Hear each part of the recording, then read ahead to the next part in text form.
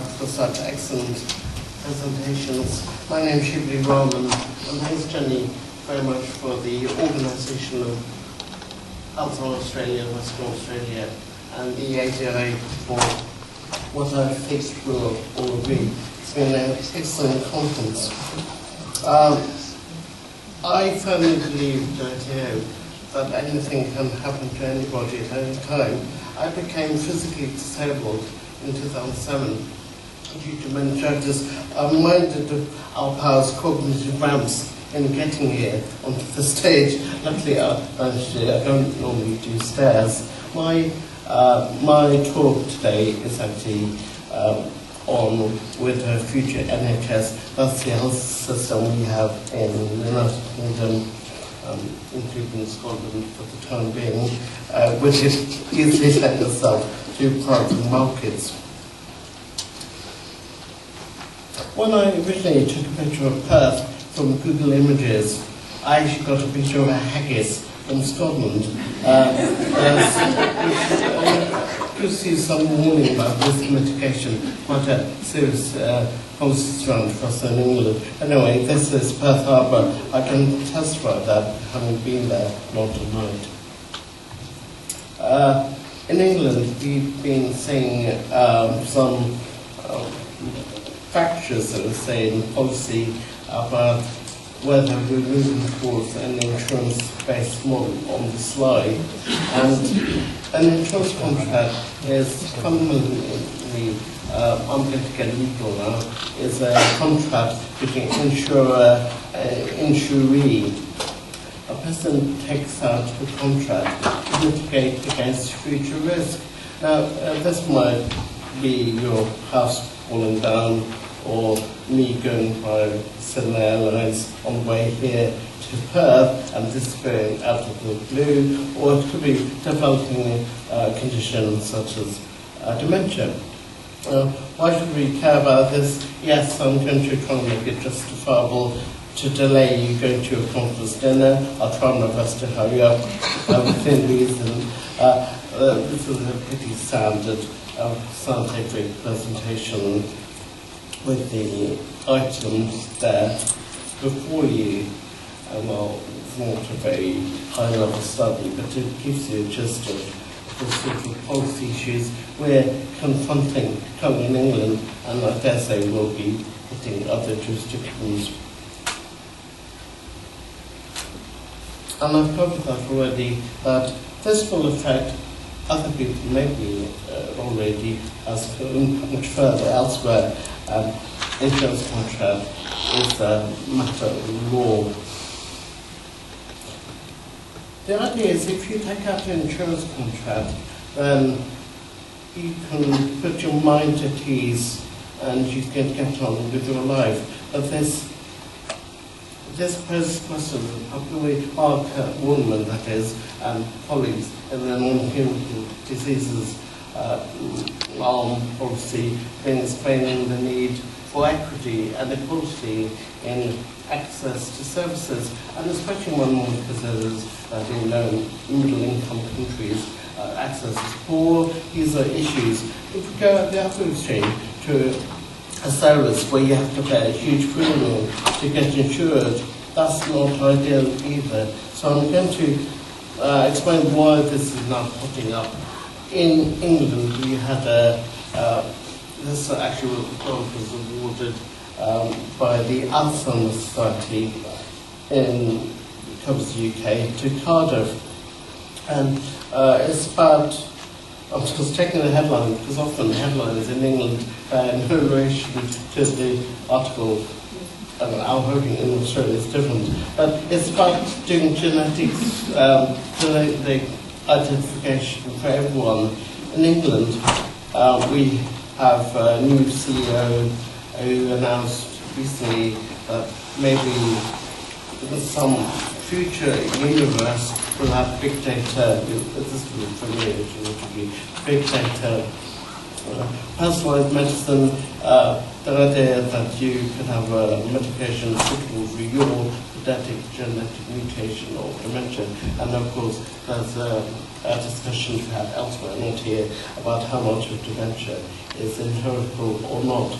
But anyway, this is the scenes that I'm going to be reviewing. Arrow in 1963 set out the seminal work on information asymmetry. In other words, there is potentially a difference of information that you yourself have in taking out an insurance policy, the insuree compared to the insurer. And this information asymmetry can cause problems. And for true evangelists in the market, you'd be alarmed at the sort. So I'm not going to read this out for you because you would better things to do to listen to this. But it is interesting. I commend to you if you can look up Genetic Information Non-Discrimination Act. We've heard from brilliant people who are experts, Helga Rowe and Gets Swaffer, about treating people as equals, to command, dignity and respect. This, by the way, in the United States is a law which makes it possible to find unlawful discrimination against you on the basis of genetic information about you. Now, you'll be aware in this jurisdiction and elsewhere, we've had a bit of a barney about the term early diagnosis. Alcove, Scotland, a woman towards time diagnosis. In theory, early diagnosis is banal, because you could, in theory, make a diagnosis of dementia in utero on the fetus, and then Helga's already talked about the phases of dementia. I don't particularly agree with that idea, but if we're going to move this forward,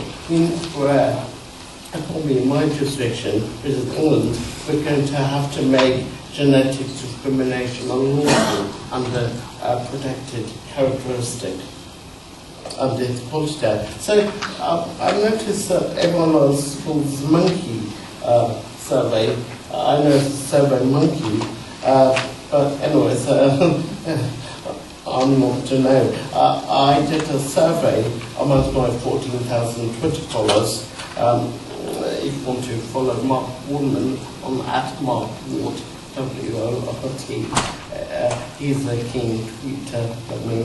And the aim of this was to make out to the general public what they thought about stuff to do with service provision. And I had 125 respondents, which could only be completed once, and there were no exclusions. Do you think an NHS in future should be comprehensive, universal, and free at the point of need to use the persons and patients? Yes, huge amount. So I think all parties in UK, we've got a general election come up, so I won't make any comments about Scottish policy at the moment. As we all appear to do this, that this is idea we want to have in service provision. And as I hope I mentioned, I believe anything will happen to anybody at any time. Do you feel it should be wholly funded out of taxation? Overwhelmingly, yes. The other thing is that we all pool risks, and we all want to use something out of context, we're all in it together. So we all chip in, and if we develop a medical issue, then the NHS there for us. This has been the direction of travel in 1946, Kent Attlee's government, 1948 in England. Nothing really changed on that point. So, upon this, if you had a full genetic screen, would you voluntarily consent for the results to be made available to the entire NHS? So, to unpack that a bit, if I had genetic blips which suggested I might develop one of the healthy dementias at the age of 39. We don't want this information shared with England. And in fact, England had a bit of a screw up, if I may use the word, in your session about data sharing, care data. There was a system of presumed consent for giving data to the Health Information Centre, but there's been a bit of a backlash against that. So anyway, since this question was asked, it's become a bit immaterial, but they are going to reintroduce the idea that we can all upload our data onto NHS England. Now, I actually asked this question incorrectly, so in a way, ignore the slide. But the better way of asking this would have been to ask, oh, that's quite clever, you have that. From the morning, so X factor don't get a chance to find to the end, I'm sorry about that. You can contact my woman.